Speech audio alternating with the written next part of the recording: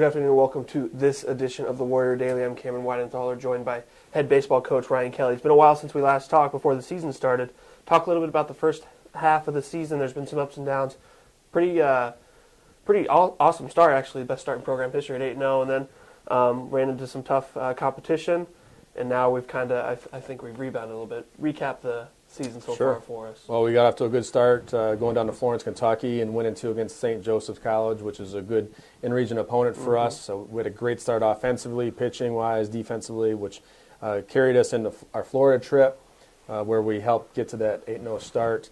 The Florida trip was an awesome experience and an adverse experience. We played 13 games in 10 days, so the 8-0 start was great. But I think we showed a little bit, some signs of getting a little tired, developed some aches and pains across that tough stretch, and we split a number of doubleheaders in the end of our trip. But things that we could grow and learn from. And then moving into the conference play, we've played some tough competition right away with Ashland and Grand Valley, and then we took some nice wins against Saginaw and Northwood. We had a tough series at Malone, and we just got to keep rolling. You talked about some of those ups and downs. And as a coach, I think you probably want some of those things early in the season to mature your team. Talk about that process. Well, that's the name of the game with baseball. You definitely have a lot of ups and downs. You have to experience success and failure in order to transcend in this game. And we've tried to elevate and create a mindset where we stay even keeled, not get too high, not get too low, and just keep trying to move forward and control what we can control. It's definitely beneficial to experience certain things, but obviously you want to keep moving forward with wins. Yeah, that's always the goal.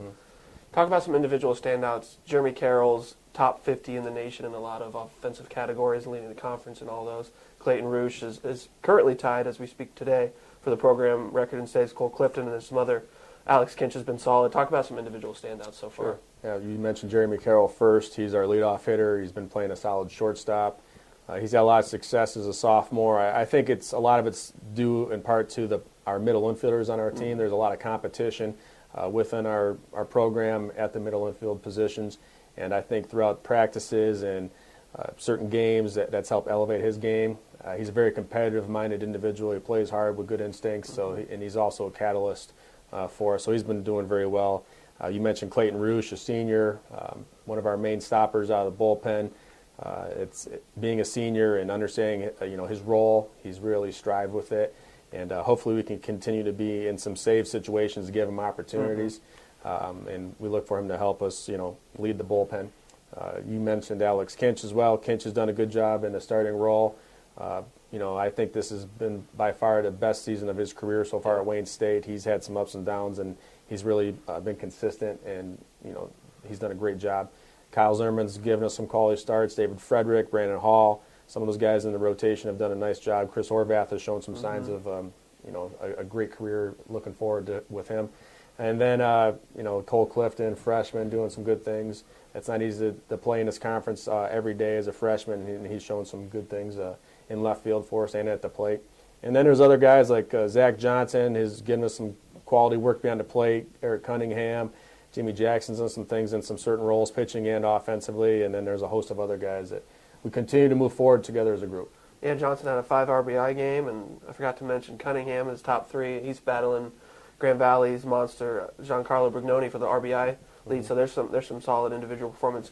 Moving away from the competition, we just announced the Summer Tigers Camp. Talk a little bit about what participants can look forward to again this year. It's been a great summer camp for our program for probably almost a decade now, and Tigers pitching coach Jeff Jones, he brings a lot of things to the table with his community outreach, his leadership within the city, and obviously he's a guy that helps bring Tigers to this camp, and it's been really big numbers over the past few years, and we look forward to the 2-day event. It's a fundamental camp where we will touch on nearly everything within the game of baseball, from all offensive things, from base running, bunting, hitting, defensive play on infield, outfield, catching, pitching-wise, and just learning the game. It's open to a number of different age ranges. I think from 7 to 18 we set it.